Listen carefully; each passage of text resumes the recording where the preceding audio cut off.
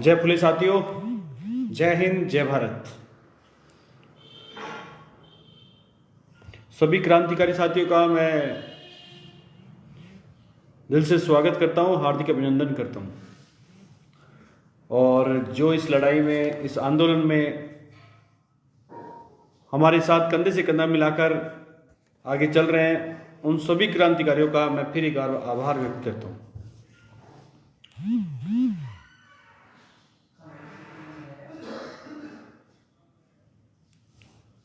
सभी लोग, सभी क्रांतिकारी साथी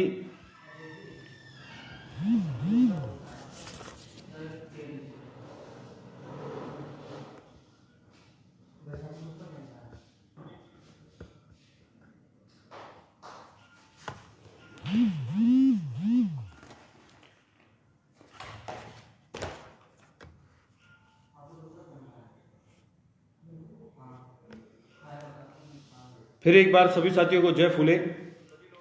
और जिस प्रकार बहुत सारी चर्चाएं करनी है आज आपसे, बहुत सारे क्रांतिकारी सोच रहे होंगे कि शायद हम भी और लोगों की जैसे हो गए कि कुछ मिला नहीं और चुपचाप बैठ गए। ऐसा कुछ नहीं है मेरे भाइयों, अभी तो शुरुआत किया है, अभी तो जंग स्टार्ट हुई है, अभी तो बहुत कुछ बाकी है। अभी तो 3 मांगे पूरी हुई हैं, अभी तो 11 में से 3 मांगे पूरी हुई हैं, अभी तो बहुत कुछ बाकी है भाइयों। जैसे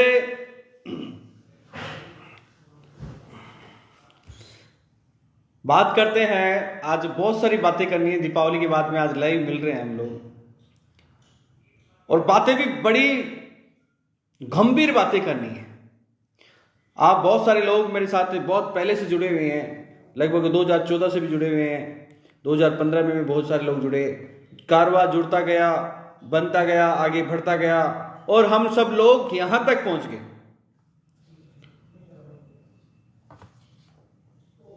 तो बहुत कुछ बाकी है।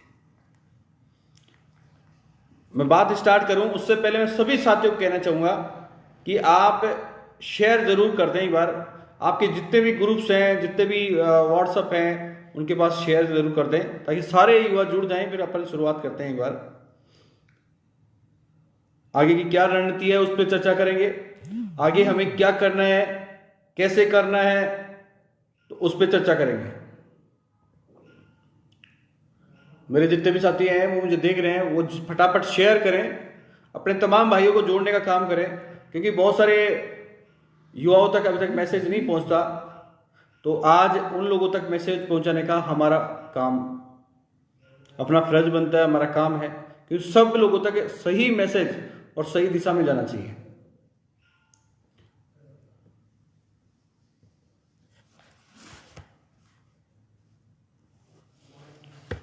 तो अपन चर्चा कर रहे थे कि अभी तो एक वो कहा था, जिंदगी, बहुत अच्छी बात कही है कि कवि ने, जिंदगी की असली उड़ान अभी बाकी है। जिंदगी की असली उड़ान अभी बाकी है। जिंदगी के कई अभी इम्तिहान अभी बाकी है।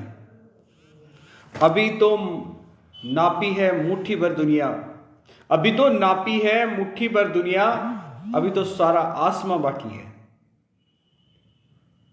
इसलिए मेरे साथियों, अभी तो बहुत शुरुआत है और रुकने वाले नहीं है। इसलिए मैं जितने भी भाई लोग मुझे देख रहे हैं, मैं उनसे कहना चाह रहा हूं कि फटाफट सभी क्रांतिकारी साथियों को जोड़ें, शेयर करें, व्हाट्सएप ग्रुप पे शेयर करें और उनको जोड़ने का काम करें, ताकि मैं उनको मैसेज पहुंचाने का काम करूंगा।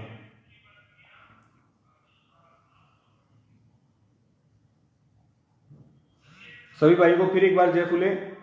और कैसे हो लाडलो, सारे मस्त, क्या बात है।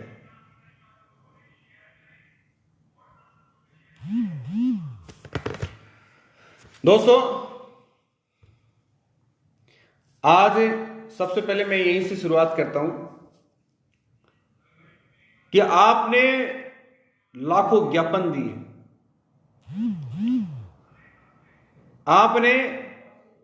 आप क्रांतिकारी साथियों ने हजारों लाखों सभाएं की, आप सभी क्रांतिकारियों ने महासभाएं की, महापंचायतें की, धरने प्रदर्शन किए, रोडे जाम की, विधानसभा घेराव किया, डंडे खाए, मुकदमे खाए और जेल में भी गए। उसकी बदौलत सरकार ने आपकी 3 मांगे मानी है। सबसे पहले हमारी पहली मांग थी महात्मा फूले बोर्ड का गठन हो, और आज महात्मा फूले बोर्ड का गठन हो गया। बहुत सारे लोग जब कह रहे थे मुझे, जब हम लोग ये 11 सूत्रीय मांगों का निर्माण कर रहे थे, तो लोग मजाक उड़ा रहे थे कि यार ये लोग क्या करना चाहते हैं, ये युवा सीपी सैनी के चक्कर में बावड़े हो गए और सीपी सैनी इनको कहीं ना कहीं गलत दिशा में ले जाकर बैठा देगा। लेकिन साथियों, आपने मेरे पे विश्वास रखा, आपको विश्वास था कि मैं आपको एक सही दिशा लेकर जाऊंगा, और मैं धन्यवाद करता हूं आपको, आपके मां बाप को, आपके परिवार को, जिसने आपको कभी रोका नहीं, और बल्कि आप मेरे साथ कंधे से कंधा मिलाकर हर एक मामले में आगे बढ़ते गए।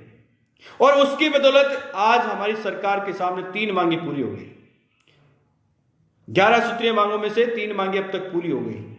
सबसे पहले महात्मा फूले बोर्ड बना, उससे पहले बागबागनी बोर्ड बन, उससे पहले हमारे ठेले वाले, फुटपाथ वाले भाई हैं, उनके लिए वेडिंग जोन बना, उससे पहले महात्मा फूले शोध पीठ की स्थापना हुई।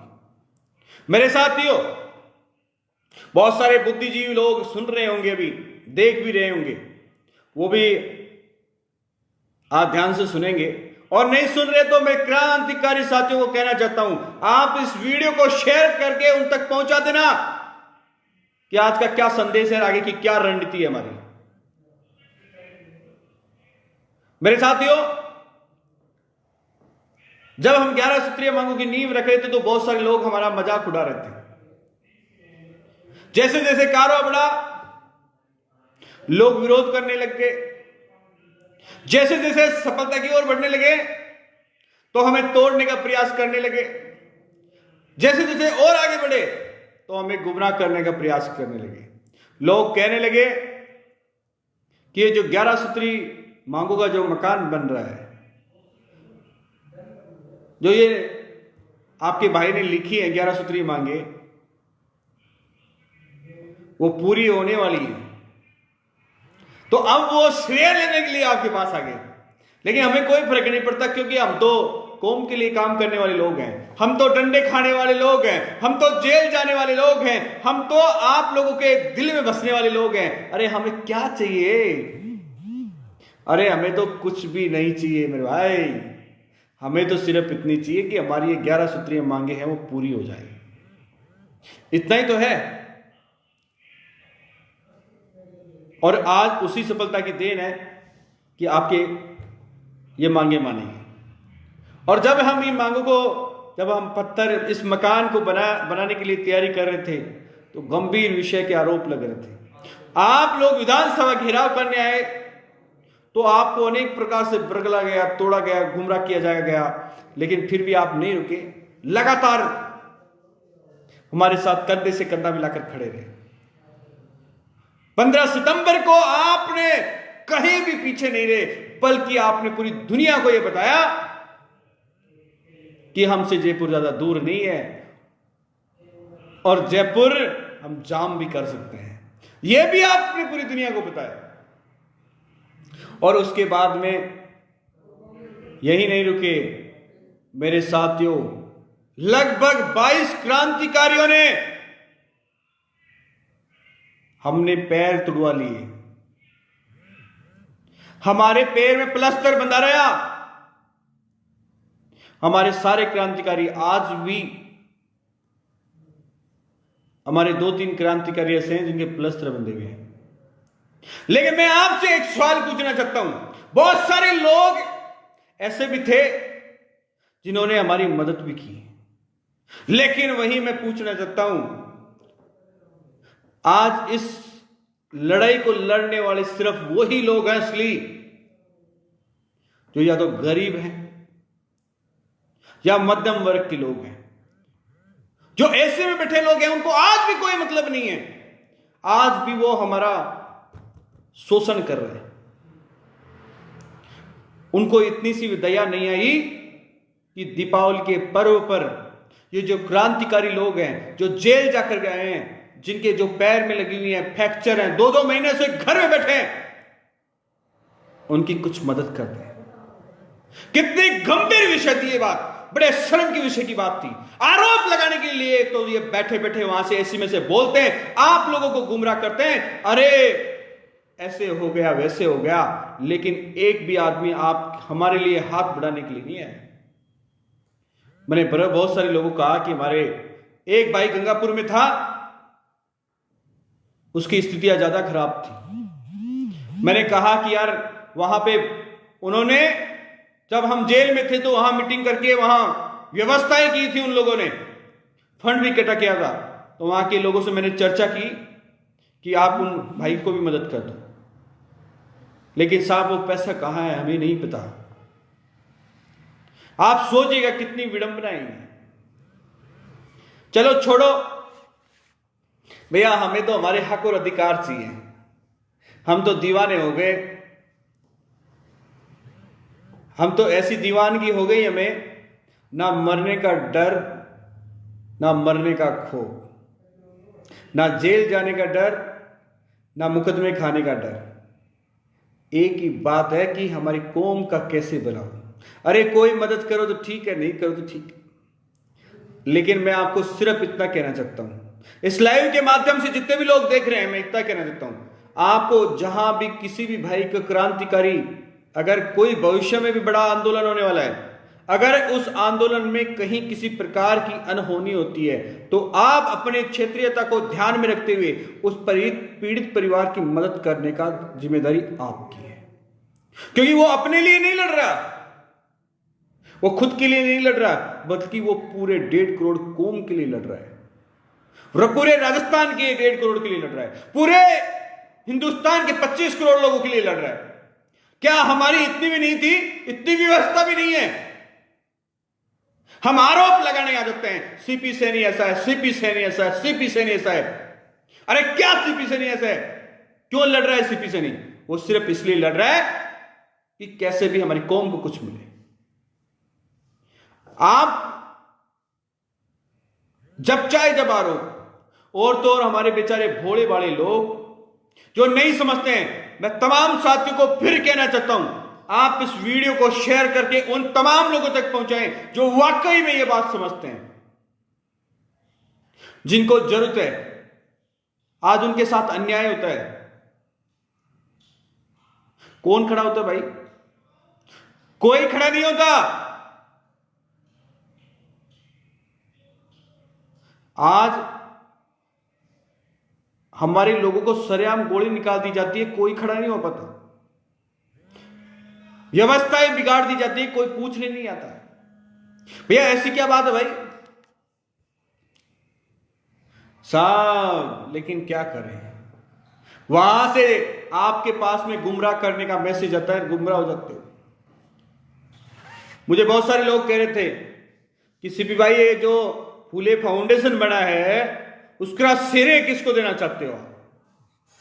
मैंने कहा इसका श्रेय सिर्फ और सिर्फ उन 84 क्रांतिकारियों को है, जो लोग जेल गए और उन्होंने बता दिया कि हम जेल से डरने वाले नहीं हैं। और ये जेल अब की बार अगर हमें ज्यादा दिन रखा,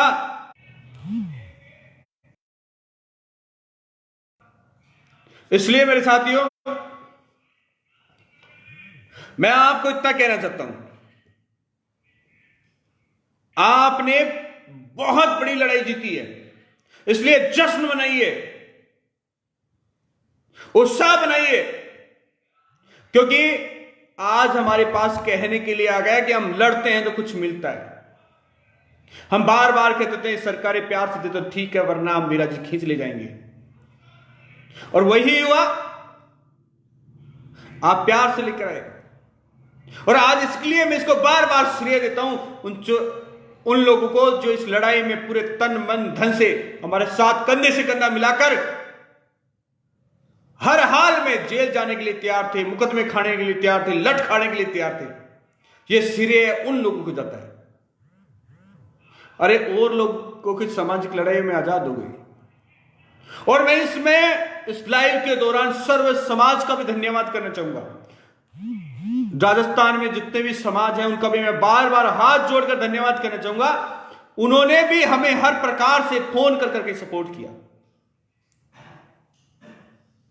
चाहे कोई सा भी समाज हो, सबने फोन करके कहा कि माली समाज को भी वापस मिलना चाहिए।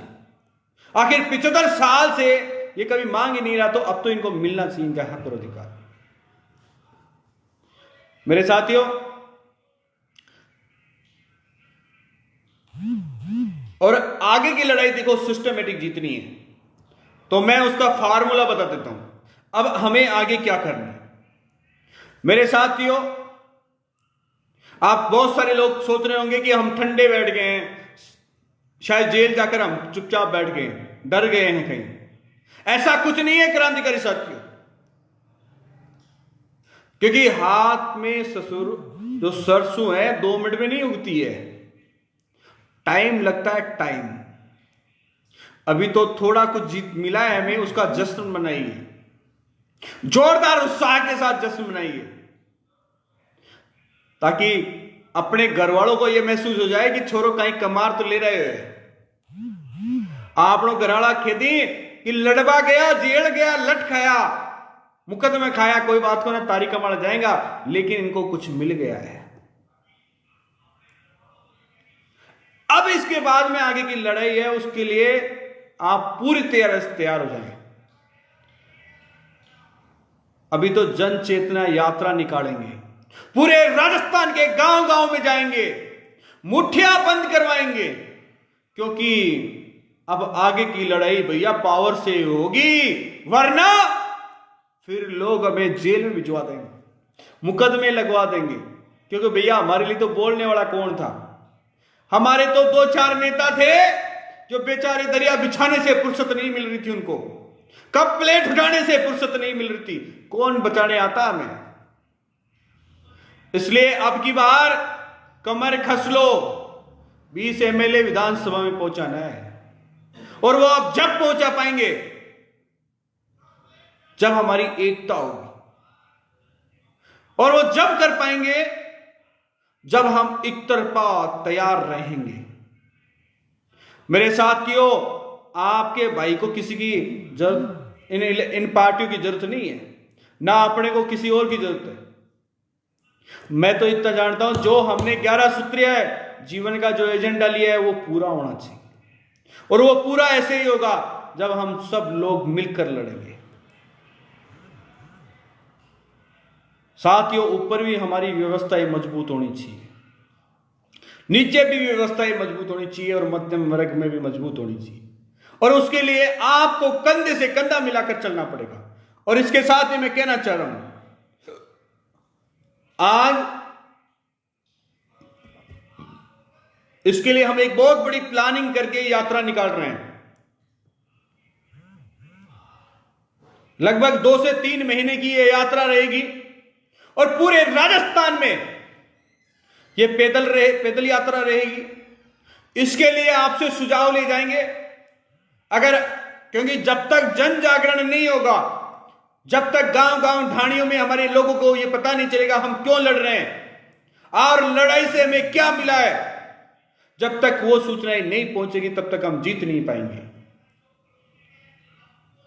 इसलिए हमें पूरे राजस्थान की यात्रा निकालनी पड़ेगी, जन चेतना यात्रा। पैदल पैदल चलना पड़ेगा, माहौल बनाना पड़ेगा, और फिर जयपुर आकर बात करेंगे। क्योंकि भाइयों, कहीं कमजोर नहीं होना चाहिए, कह देंगे तो जाम है, तो सब जाम ही है। लेकिन ये जब हो पाएगा जब आप सारे लोग ताकत के साथ खड़े होंगे। मेरे साथियों, बहुत सारे लोग चर्चा करते हैं मुझसे, जब बताते हैं कि सीपी साहब आपने 3 दिन के लिए मंडियां बंद कर रही थी, वो आपने क्यों रोक दी? अगर आप 3 दिन उस समय रोक देते तो राजस्थान में हाहाकार मच जाता। मैंने कहा अरे ये तो हमारा खुद का पावरफुल हथियार है, इसको तो हम जब कहेंगे जब काम लेंगे, लेकिन इसको व्यस्त नहीं जाने देंगे। और मैं इतना विश्वास के साथ कह सकता हूं कि ये हमारा सबसे बड़ा पावरफुल वेपन है। अगर हमने राजस्थान की मंडियां बंद कर दी, सब्जियां बेचना बंद कर दिया, घर से सब्जियां निकालने बंद कर दिए, तो सिस्टम फेल है सरकार। मैं तो लाइव आके कह रहा हूं ये बात। बहुत सारे लोग कहते हैं मुझे ये बात, लेकिन संयम रखिएगा, सारे सब कुछ करेंगे, लेकिन अब आगे की लड़ाई सिस्टमेटिक लड़नी है। अब यहां से काम करना है मेरे साथियों, अब यहां से काम में लेना है। जब तक आपके हाथ में ताकत नहीं होगी, आपके हाथ में सत्ता नहीं होगी, जब तक आप सही ढंग से राज नहीं कर पाओगे। इसलिए ताकत चाहिए, सत्ता चाहिए आपके हाथ में, कलम आपके हाथ में चाहिए, व्यवस्था आपके हाथ में चाहिए। और वो जब हो पाएगी जब आप लोग इन जो हमें गुमराह करते हैं, हमें तोड़ते हैं, हमें भ्रामक तरीके से प्रचारित करते हैं, उन लोगों को घर से बाहर निकालना पड़ेगा। यह आपकी जिम्मेदारी है, मेरी जिम्मेदारी नहीं है।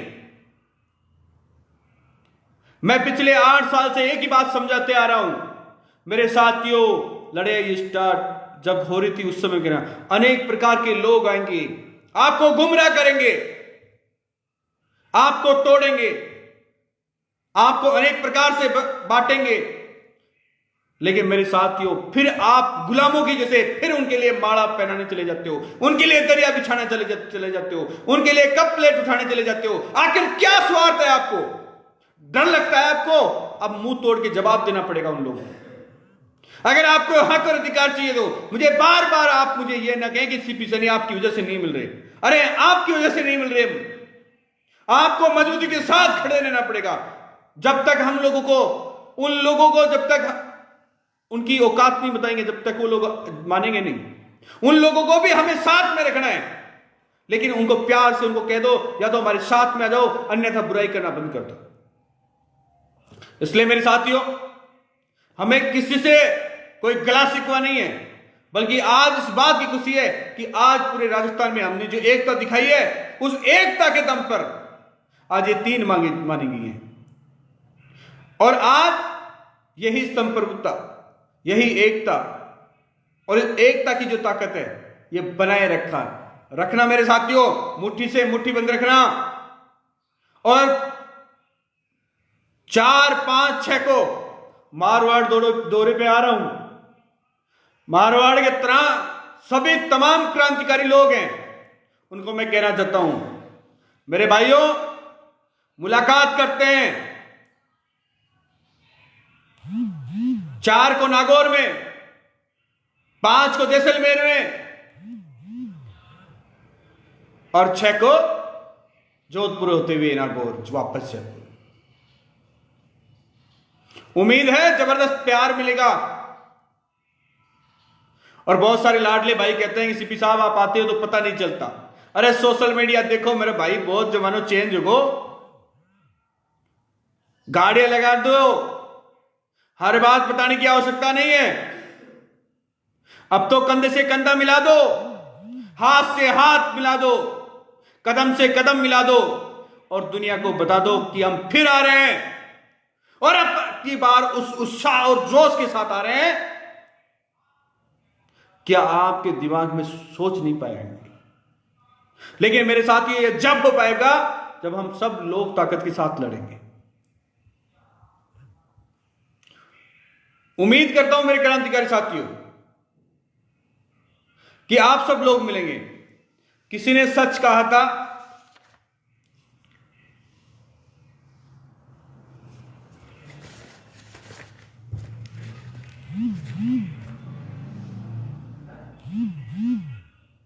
अपने हौसले पे तरस में कर बुलंद हौसला अपना इतना कि खुदा भी आकर पूछे कि बता तेरी रजा क्या है। और उस हौसले के लिए हमें बहुत बड़ी हिम्मत करनी पड़ेगी। मुझे पूरी उम्मीद है कि आप सब लोग फिर एक बार पूरी मजबूती के साथ, पूरे जोश और जुनून के साथ, पूरी ताकत के साथ सपोर्ट कीजिएगा। किसी को रुकना नहीं है, बल्कि कंधे से कंधा मिलाकर आगे बढ़ना है। और मेरे साथियों, एक बात और विशेष कहना चाहूंगा, इस समय बहुत व्यस्त टाइम चल रहा है,